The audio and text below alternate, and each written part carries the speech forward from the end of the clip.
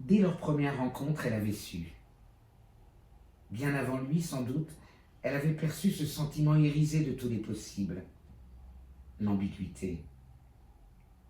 Elle avait d'abord croisé son regard, délicieux déclencheur, l'océan de ses pupilles ancré dans les siennes, un détonateur.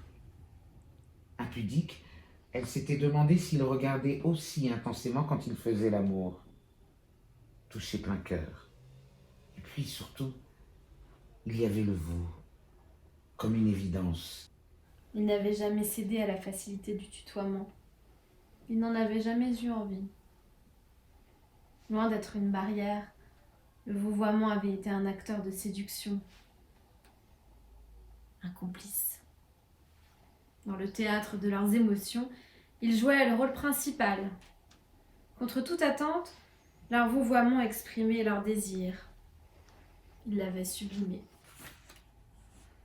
Car le vous est rond en bouche, goulayant comme un grand cru, subtil, doux à l'oreille. Ah, le velours du vous, bien plus suggestif que la facilité du tu. La deuxième personne du pluriel exprimait la langueur d'un baiser, glissé comme une caresse qu'il n'avait jamais osé.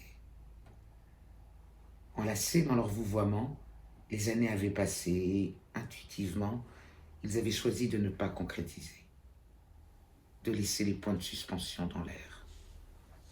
Après tout, le vous était plus érotique que tout.